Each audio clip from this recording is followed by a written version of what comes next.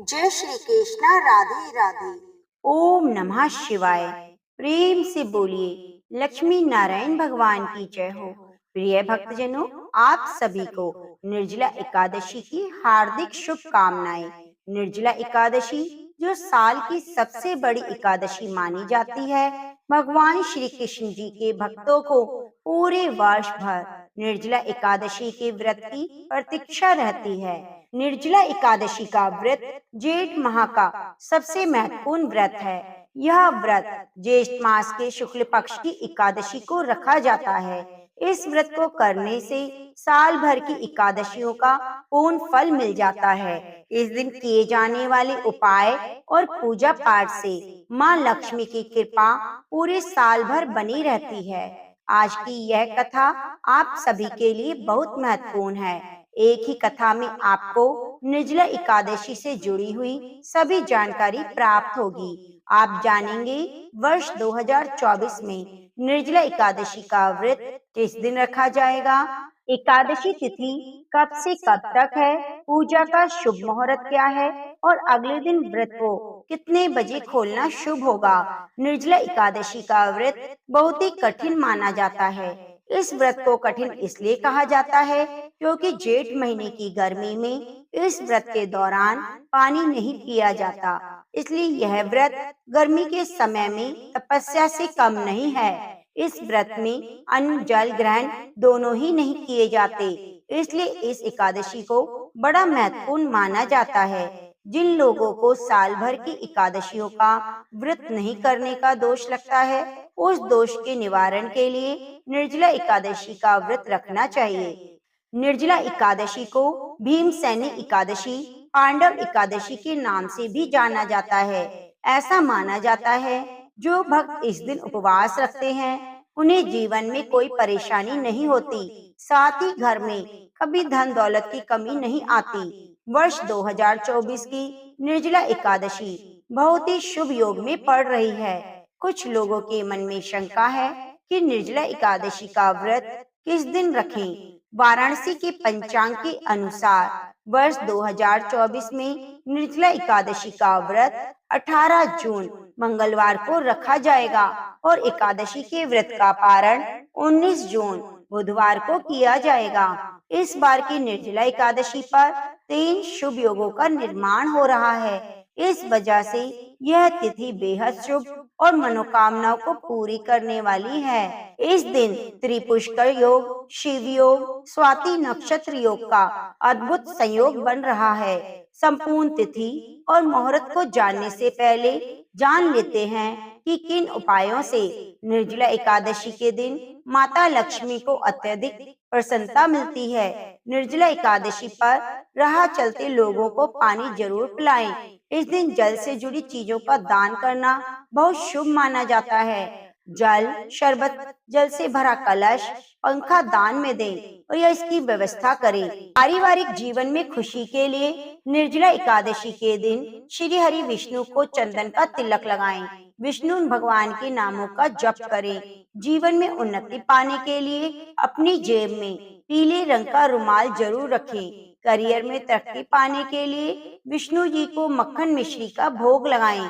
एकादशी तिथि को पूजन और व्रत करने वाले मनुष्य को काम, क्रोध, अहंकार, लाभ जैसी बुराइयों का त्याग कर इंद्रिय संयम का पालन करना चाहिए, तभी उसका व्रत और पूजा पूर्ण होगी, अन्यथा निष्फल हो जाएगी। व्रत पूजन पूरी श्रद्धा और भाव से करना चाहिए, क्योंकि भगवान तो सिर्फ भाव के ही भूखे हैं। निर्जला एकादशी को प्रातः काल स्नान आदि के बाद शुद्ध वस्त्र धारण करें। फिर व्रती को सबसे पहले भगवान से प्रार्थना करनी चाहिए, हे केशव, एकादशी व्रत के पालन में मेरी इंद्रियों द्वारा कोई गलती हो जाए या मेरे दांतों में पहले से अन्य अटका हो तो करुणा निधान आप इस पर क्षमा करें और उन अशुद्धियों को ध्यान ना दें। भगवान को पात्र में तुलसी पत्र रखकर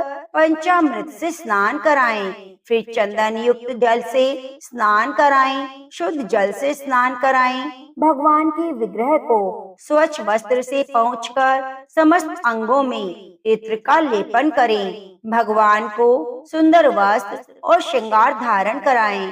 भगवान को कपूर युक्त चंदन का तिलक व कुमकुम लगाएं। फूल माला और मंजरी सहित तुलसी दल अर्पित करें, किंतु एक चीज का विशेष ध्यान रखें, एकादशी के दिन तुलसी दल ना तोड़ें। एक दिन पहले ही तुलसी दल तोड़कर रख लें। आप भगवान की विशेष अंग पूजा करें और मन ही मन सुभद्रा, बलभद्र और जगन्नाथ भगवान का ध्यान करें, क्योंकि भगवान का हृदय तो भगवान जगन्नाथ जी में है। भगवान को ऋतु फल अर्पित करें, पान का बीड़ा यानी तांबुल निवेदित करें, पूजा में घी के तेल का दीपक जलाएं, धूप निवेदित करें। भगवान की आरती उतारते समय 4 बार चरणों में, 2 बार नाभि पर और 1 बार मुखमंडल पर, उसके बाद 7 बार सभी अंगों पर घुमाने का विधान है। इसके बाद शंख में जल लेकर भगवान के चारों ओर घुमाएं। उसके बाद अपने ऊपर और घर के अन्य सदस्यों पर जल छिड़क दें। फिर ठाकुर जी को साष्टांग प्रणाम करें। अंत में प्रार्थना करें, हे जगदीश्वर, यदि आप स्मरण करने पर मनुष्य के सभी पाप हर लेते हैं, तो मेरे दोष, स्वप्न, अपशकुन, मानसिक चिंताएं, नरक का भय, दुर्गति संबंधी सभी कष्ट दूर कीजिए। मेरे लिए ही लोक या परलोक में जो है वही मेरे हैं। मेरे परिवार की रक्षा कीजिए। आपको नमस्कार है। मेरी भक्ति सदा आप पर बनी रहे। एकादशी महात्म्य की कथा संभव हो तो ब्राह्मण से सुने, अन्यथा स्वयं पाठ करें। एकादशी व्रत में रात्रि जागरण का विशेष महत्व है। इसमें भगवान के भजनों का गायन, पौराणिक कथाएं सुनने से अनंत फल मिलता है। साथ ही भागवत गीता का अध्ययन करना बहुत ही पुण्यकारी होता है। संभव हो तो विष्णु सहस्त्र नाम का पाठ भी करें। पद्म पुराण में कहा गया है, श्री हरि की प्रसन्नता के लिए जागरण करके मनुष्य पिता, माता, पत्नी तीनों के कालों को सुधार देता है। समस्त यज्ञ और चारों वेद भी श्री हरि के निमित्त किया जाने वाला जागरण के स्थान पर उपस्थित हो जाते हैं। एकादशी तिथि के दिन ब्राह्मण को जल युक्त कुंभ देकर भोजन कराएं और दक्षिणा दें। उसी के बाद जिस व्यक्ति ने व्रत किया है उसे अपना पारण करना चाहिए। एकादशी के दिन विशेष कृपा प्राप्त करने के लिए गाय माता को हरा चारा खिलाएं। इस दिन घड़ा, पंखा, ऋतुफल, चीनी ब्राह्मण को दान देने का विशेष महत्व है। भीषण गर्मी में पक्षियों के लिए पीने का जल रखें। इस दिन मनुष्य स्नान, दान, जाप, होम आदि जो कुछ भी करता है वह सब अक्षय हो जाता है। निर्जला का व्रत मनुष्य की आयु, आरोग्य की वृद्धि करने वाला है। इस व्रत का विधि विधान से पालन करने से मनुष्य को विष्णु लोक की प्राप्ति होती है। स्त्रियों का सौभाग्य अखंड होता है। मनुष्य अपने सभी पापों से मुक्त होकर ऐश्वर्यवान बनता है। इस व्रत को करने से झूठ बोलने, बुराई करने, ब्रह्म हत्या, गुरु के साथ विश्वासघात आदि से जो पाप लगता है वह भी दूर हो जाता है। तो आइए भगवान श्री हरि के चरणों का ध्यान करते हुए निर्जला एकादशी की व्रत कथा को सुनते हैं।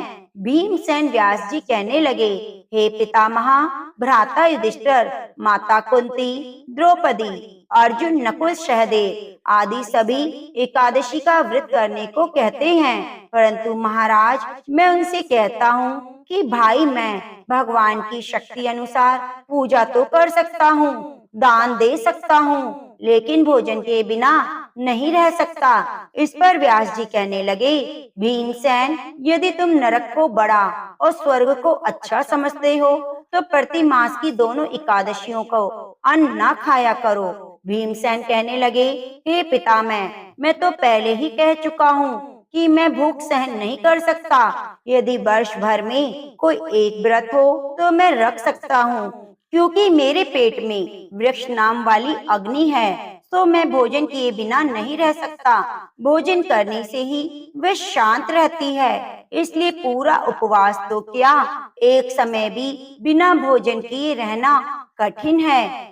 अतः आप मुझे कोई ऐसा व्रत बतलाइए जो वर्ष में केवल एक बार करना पड़े और मुझे स्वर्ग की प्राप्ति हो जाए। व्यास जी कहने लगे, हे पुत्र, बड़े बड़े ऋषियों ने बहुत शास्त्र बनाए हैं जिनमें बिना धन के थोड़े परिश्रम से स्वर्ग की प्राप्ति हो जाए।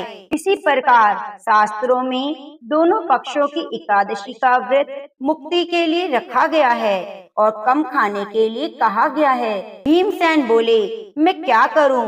मास में तो मैं 2 व्रत नहीं कर सकता। हाँ, वर्ष में एक व्रत करने का प्रयत्न अवश्य कर सकता हूँ। अतः वर्ष में एक दिन व्रत करने से यदि मेरी मुक्ति हो जाए तो कोई व्रत बतलाइए। यह सुनकर व्यास जी कहने लगे, वृषभ और मिथुन की संक्रांति के बीच ज्येष्ठ मास के शुक्ल पक्ष की जो एकादशी आती है उसका नाम निर्जला है। तुम उसी एकादशी का व्रत करो। इस एकादशी के व्रत में स्नान और आचमन के सिवा जल वर्जित है। आचमन में 6 मासे से अधिक जल नहीं होना चाहिए, अन्यथा वह मधुपान के समान हो जाता है। इस दिन भोजन नहीं करना चाहिए, क्योंकि भोजन करने से व्रत नष्ट हो जाता है। यदि एकादशी को सूर्य उदय से लेकर द्वादशी के सूर्य उदय तक जल ग्रहण ना करें तो वर्ष भर की सभी एकादशियों का व्रत एकमात्र निर्जला एकादशी के व्रत करने से प्राप्त हो जाता है। एकादशी को सूर्योदय से पहले उठकर स्नान आदि करके ब्राह्मण को दान देना चाहिए। इसके बाद भूखे और सत्पत्र ब्राह्मण को भोजन कराकर फिर आप भोजन करना चाहिए। एकादशी के दिन किसी भी अवस्था में चावल का सेवन नहीं करना चाहिए और न चावल का प्रयोग भगवान की पूजा में करना चाहिए, लेकिन द्वादशी तिथि को चावल का दान जरूर करना चाहिए। इसका फल पूरे 1 वर्ष की संपूर्ण एकादशियों के बराबर होता है। व्यास जी कहने लगे, हे भीमसेन, यह मुझको स्वयं भगवान ने बताया है। इस एकादशी का व्रत पूर्ण समस्त तीर्थ में सबसे अधिक है। केवल एक दिन मनुष्य निर्जल रहने से पापों से मुक्त हो जाता है। जो मनुष्य निर्जला एकादशी का व्रत करते हैं उनकी मृत्यु के समय यमदूत आकर नहीं घूरते, वरन भगवान के पार्षद पुष्पक विमान में बिठाकर स्वर्ग ले जाते हैं। अतः संसार में सबसे श्रेष्ठ निर्जला एकादशी है, इसलिए यातना के साथ इस व्रत को करना चाहिए। इस दिन ओम नमो भगवते वासुदेवाय मंत्र का उच्चारण करना चाहिए, दान देना चाहिए। इस एकादशी को भीमसेनी पांडव एकादशी भी कहते हैं। निर्जला एकादशी व्रत करने से पूर्व भगवान से प्रार्थना करें, हे भगवान, आज निर्जला व्रत है, दूसरे दिन भोजन करूंगा। इस व्रत को श्रद्धा पूर्वक करूंगा, अतः आपकी कृपा से मेरे सभी पाप नष्ट हो जाएं। इस दिन जल से भरा हुआ एक घड़ा वस्त्र से ढककर स्वर्ण सहित दान करना चाहिए। जो मनुष्य इस व्रत को करते हैं उनको 1000 अश्वदान के बराबर फल मिलता है। जो इस दिन यज्ञ करते हैं उसके फल का तो वर्णन नहीं किया जा सकता। इस एकादशी के व्रत से मनुष्य विष्णु लोक को प्राप्त होता है। जो मनुष्य इस दिन अन्न खाता है वह चांडाल के समान है और नरक को जाता है। जिसने निर्जला एकादशी का व्रत किया है वह चाहे ब्रह्म हत्यारा हो, मदपान करता हो, चोरी की हो, गुरु के साथ द्वेष किया हो, मगर इस व्रत के प्रभाव से स्वर्ग जाता है।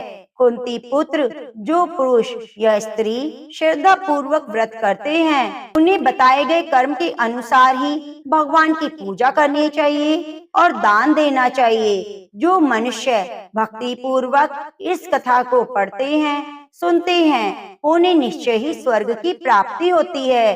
तो प्रेम से बोलिए श्री लक्ष्मी नारायण भगवान की जय। ओम नमः शिवाय। श्री तुलसी सालिग्राम की जय। जय श्री कृष्ण, राधे राधे। प्रिय भक्तजनों, अगर आपको कथा अच्छी लगी है तो आप हमारे चैनल को सब्सक्राइब जरूर जरूर कीजिए और बगल में बनी घंटी को दबाना ना भूलें। वीडियो को लाइक जरूर कीजिए, इससे हमें प्रेरणा मिलती है। और कमेंट बॉक्स में जय श्री कृष्णा राधे राधे तो अपने जीवन की मंगल कामना के लिए जरूर लिखिए। धन्यवाद।